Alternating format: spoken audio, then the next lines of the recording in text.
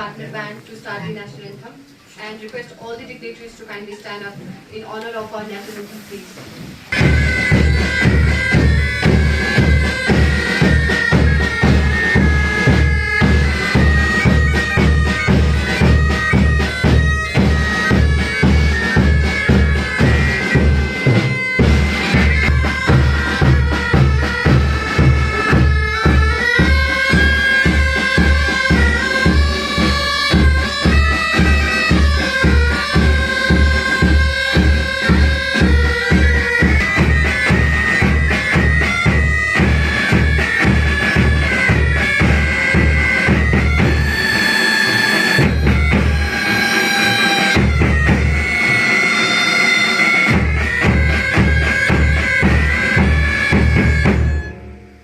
Esteemed district officers, representative of different political parties, religious organizations, members of Bar Association Kargil, invitees, media fraternity, and guests, a very good evening to you all.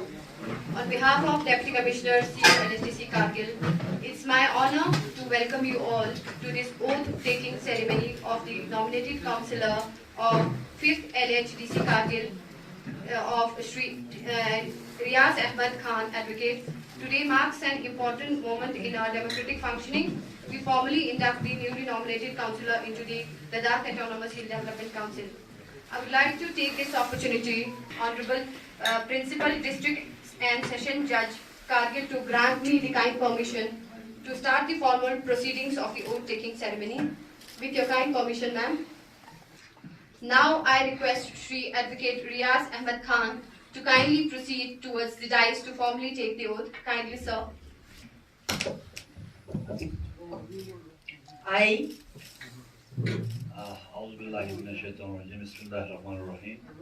I, Advocate Riaz Ahmed Khan, have been nominated as a member of Ladakh Autonomous Hill Development Council Kargil, do serve in the name of God, solemnly affirm that I will bear true faith and allegiance to the Constitution of India as by law established, that I will uphold the sovereignty and integrity of India, and I will faithfully discharge the duty upon which I am about to enter.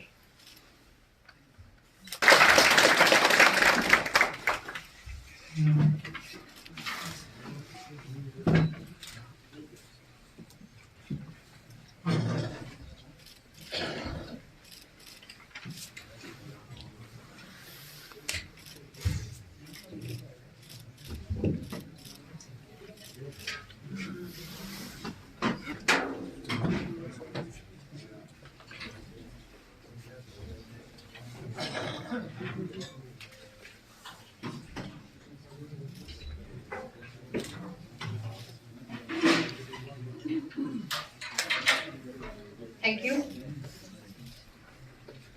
I would like to extend my warm greetings and congratulations to the newly nominated councillor, Shri Advocate Riaz Ahmed Khan. I would like to extend my sincere thanks to Honorable Principal, District and Sessions Judge, Srimati Spalda Sanu ma'am, for gracing this occasion. I would like to extend my thanks to Senior Superintendent of Police, AD Information, Executive Engineer, TDA Kargil, District Youth Services and Sports Officer Kargil, Executive Engineer Mechanical Division Kargil, CMO Kargil, Executive Engineer PDD Kargil, Executive Officer Municipal Committee Kargil, ALC Kargil, and others for their unwavering support for making this event successful. I request all the dignitaries to kindly stand for the national anthem again.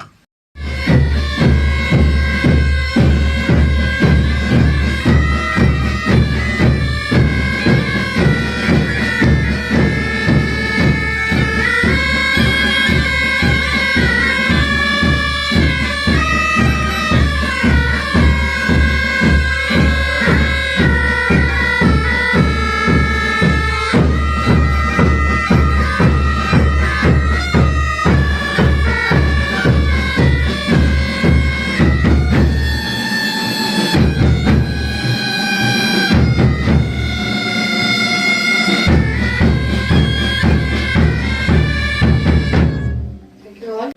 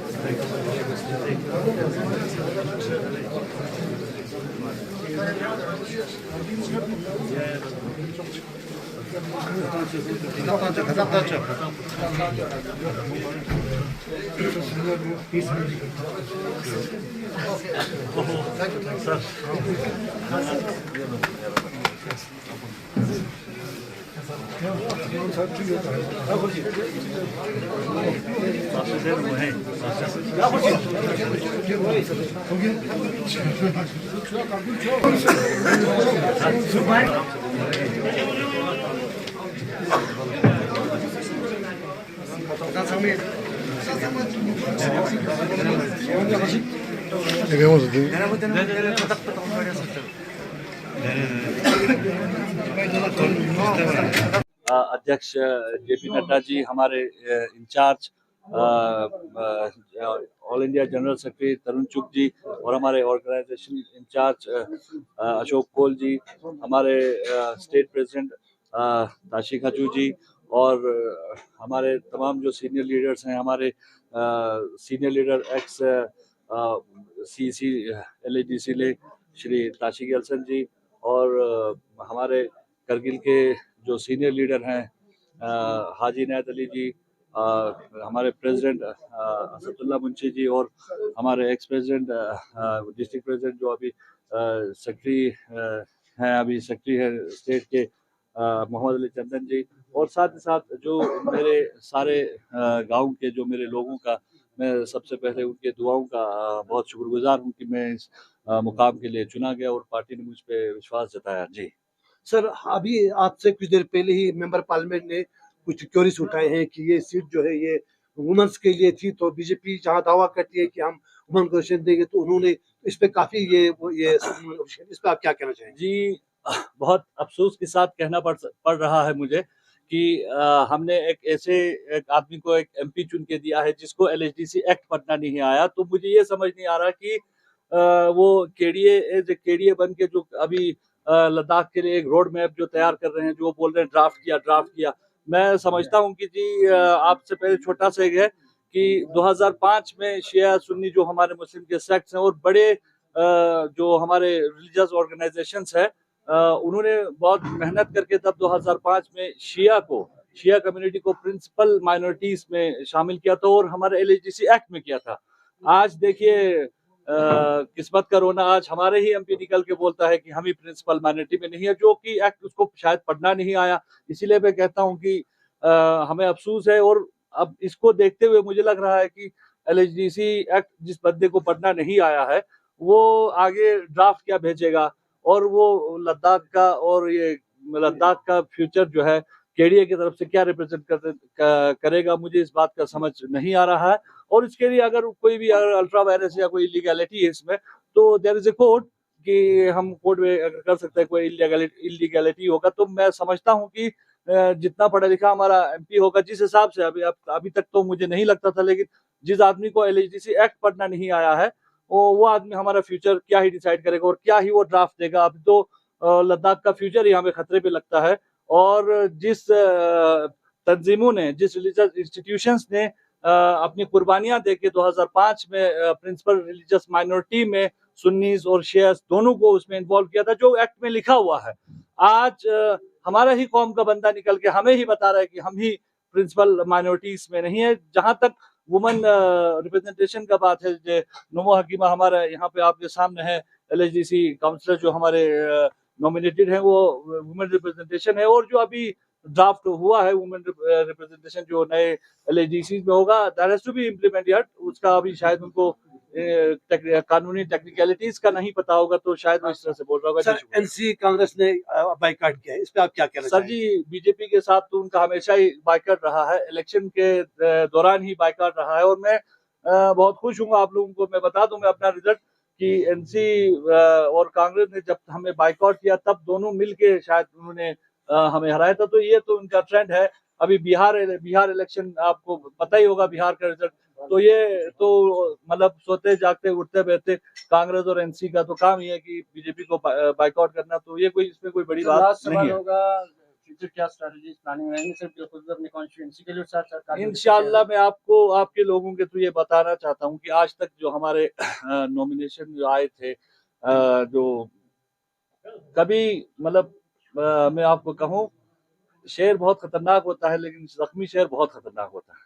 मैं पिछले 10 साल से इस council को इंतजार करते बैठा हूँ और इस काउंसिल को जितना आज एमपी साहब ने आज एक प्रेस कॉन्फ्रेंस दिया, मैं जिस एक्ट पे दिया, जिस सेक्शन में दिया, मैं आंख बंद करके बोल सकता हूँ क्या है क्या नहीं है।